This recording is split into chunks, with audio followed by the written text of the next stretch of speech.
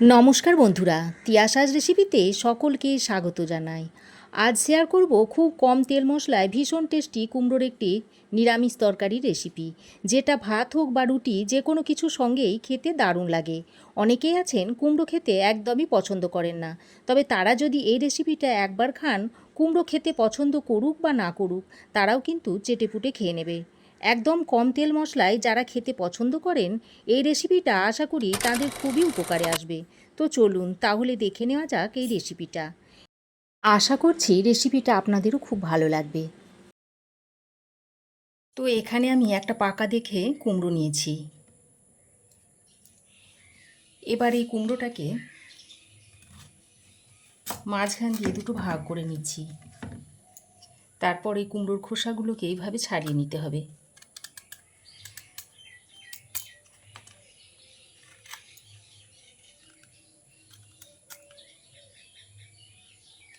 একটু পাকা দেখে কুমড়ো হলে খেতে ভালো হয় রেসিপিটা। তো দেখুন কুমড়োর খোসাগুলোকে আমি ছাড়িয়ে নিয়েছি। অল্প একটু একটু খোসায় কুমড়োর গায়ে লেগে আছে, এতে করে কুমড়োটা গলে গিয়ে তরকারির সঙ্গে মিশে যাবে না। খোসাটা ছাড়ানোর পর এই রকম একটু সরু সরু ফালি করে কেটে নিয়েছি।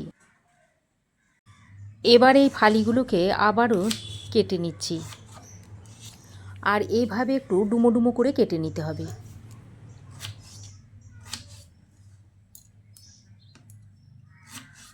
তো সবগুলো কুমড়োর ফালিকে একইভাবে ডুমো ডুমো করে কেটে নিয়েছি। তারপর একটা প্লেটের মধ্যে তুলে নিচ্ছি।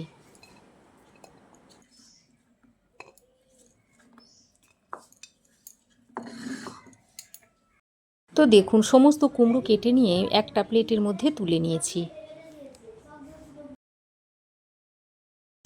আর এদিকে দেখুন একটা কড়াইয়ের মধ্যে নিয়ে নিচ্ছি পরিমাণ মতো জল। এবার তরকারি স্বাদ মতো সব নুনটাই এই জলের মধ্যে দিয়ে দিচ্ছি। নুনটা দিয়ে জলের সঙ্গে ভালো করে নেড়েচেড়ে মিশিয়ে নিচ্ছি। তারপর এর মধ্যে দিয়ে দিচ্ছি কেটে নেওয়া আলু। একটা মিডিয়াম সাইজের আলু আমি এরকম ডুমো ডুমো করে কেটে নিয়েছি, আর ওরই সঙ্গে কেটে নেওয়া কুমড়োটাও দিয়ে দিচ্ছি। এরপর আলু ও কুমড়োটাকে নুন জলের সঙ্গে ভালো করে নেড়েচেড়ে মিশিয়ে নিতে হবে, আর আলু ও কুমড়োটা যাতে নুন জলের মধ্যে ডুবে থাকে। এবার একটা ঢাকনা লাগিয়ে আলু ও কুমড়োটাকে সেদ্ধ করে নিতে হবে।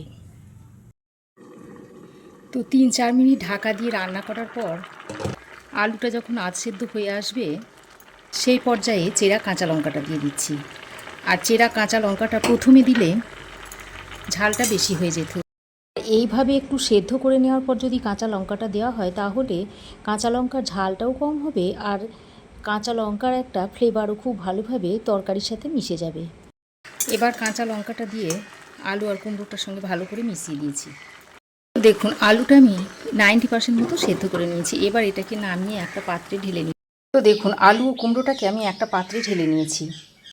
এবার আমি এখানে কিছু বিউলির ডালের বড়ি নিয়েছি, তবে আপনারা চাইলে মটর ডাল কিংবা যে কোনো বড়ি নিয়ে নিতে পারেন। এরপর আমি কড়াইটাকে আবারও ভালো করে পরিষ্কার করে ধুয়ে এর মধ্যে দিয়ে দিচ্ছি 1 চামচ সর্ষের তেল। তেল ভালোভাবে গরম হলে ডালের বড়িটা দিয়ে দিচ্ছি। এরপর অনবরত নেড়েচেড়ে হাই হিটে বড়িটাকে ভালো করে ভেজে নিতে হবে। তো দেখুন বড়িটাকে আমি লালচে করে ভেজে নিয়েছি। এবার বড়িটাকে তুলে নিচ্ছি। বড়ি ভেজে তুলে নেওয়ার পর ওই কড়াইয়ের মধ্যে আরও অল্প 1 চামচ মতো সর্ষের তেল দিয়ে দিচ্ছি। এবার ফোড়নের মধ্যে দিয়ে দিচ্ছি ছোট ছোট সাইজে 4টে শুকনো লঙ্কা, আর চা চামচের 1 চামচ মতো দিয়ে দিচ্ছি 5 ফোড়ন। এবার শুকনো লঙ্কা আর 5 ফোড়নটাকে কয়েক সেকেন্ড ভেজে নিয়ে এর মধ্যে দিয়ে দিচ্ছি 1 চামচ মতো গ্রেট করা আদা। এবার আদাটা দিয়ে ফোড়নের সঙ্গে আরও কিছুক্ষণ ভেজে নিচ্ছি। দেখুন আদাটা দিয়ে আরও কিছুক্ষণ ভেজে নিয়েছি। এবার আমি সেদ্ধ করে রাখা আলু ও কুমড়োটা দিয়ে দিচ্ছি। আলু ও কুমড়োটা দিয়ে ভালো করে নেড়েচেড়ে মিশিয়ে নিচ্ছি। এই রান্নাতে আমি হলুদের ব্যবহার করছি না, তবে আপনারা চাইলে হলুদের ব্যবহার করতে পারেন। এবার আলু ও কুমড়োটা দেওয়ার পর এইভাবে বারবার নেড়েচেড়ে মিশিয়ে নিতে হবে। বেশ খানিকক্ষণ ধরে আলু ও কুমড়োটাকে ভালোভাবে মিশিয়ে নিতে হবে। আর এইভাবে নেড়ে চেড়ে মিশিয়ে রান্না করতে করতে দেখবেন কুমড়োটা গলতে থাকবে আর ঝোলের সঙ্গে কুমড়োটা এইভাবে মিশতে থাকবে। কুমড়োটা গোটা গোটাই থাকবে, কিন্তু কুমড়োটা গলে যাবে। আর এইভাবে কুমড়োটা ঝোলের সঙ্গে গলে গিয়ে মিশে যাওয়ার ফলে এর টেস্টটা দারুণ হবে। এবার আমি এর মধ্যে ভেজে রাখা বড়িটা দিয়ে দিচ্ছি।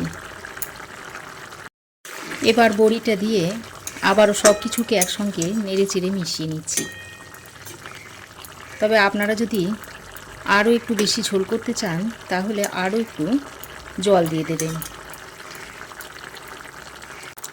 তো দেখুন, ঢাকা ছাড়াই আমি আরও 3-4 মিনিট রান্না করে নিয়েছি। এবার এর মধ্যে দিয়ে দিচ্ছি স্বাদ মতো চিনি। যেহেতু নিরামিষ তরকারি একটু চিনি দিলে খেতে ভালো হয়। এখন চিনিটা দিয়ে আরও একবার ভালো করে নেড়ে চেড়ে মিশিয়ে নিচ্ছি। আর এই আলুগুলো 2-1টা এইভাবে ম্যাশ করে দিচ্ছি। দেখুন, আলু ভালোভাবে সেদ্ধ হয়ে গেছে।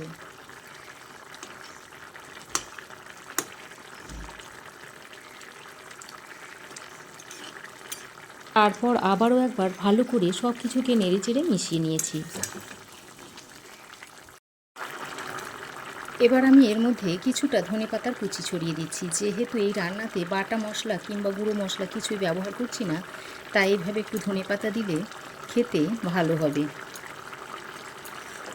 তারপর ধনেপাতাটা দিয়ে আবারও একবার সব কিছুকে ভালো করে নেড়ে চেড়ে মিশিয়ে নিতে হবে। তো দেখুন, রান্নাটা এখন সার্ভ করার জন্য রেডি হয়ে গেছে। দেখুন, সব কিছু ভালোভাবে সিদ্ধ হয়ে গেছে। আর আপনারা এই সময় নুন আর চিনিটা একটু চেক করে নেবেন। এবার আমি গ্যাসের ফ্লেমটা বন্ধ করে তরকারিটা সার্ভ করে দিচ্ছি। এবার এটা আপনারা গরম গরম ভাত, রুটি, পরোটা সব কিছুর সঙ্গেই খেতে পারবেন। তো রেসিপি কেমন লাগলো অবশ্যই একটা কমেন্ট করে জানাবেন। ভালো লাগলে একটা লাইক ও শেয়ার করবেন। পাশে থাকা বেল আইকনটা অবশ্যই প্রেস করে দেবেন। আর আমার চ্যানেলে যদি নতুন হয়ে থাকেন তো প্লিজ চ্যানেলটাকে সাবস্ক্রাইব করার অনুরোধ রইল। আজ এ পর্যন্তই। আবার দেখা হবে নতুন কোনো রেসিপি নিয়ে নেক্সট এপিসোডে। সে পর্যন্ত ভালো থাকবেন, সুস্থ থাকবেন। ধন্যবাদ।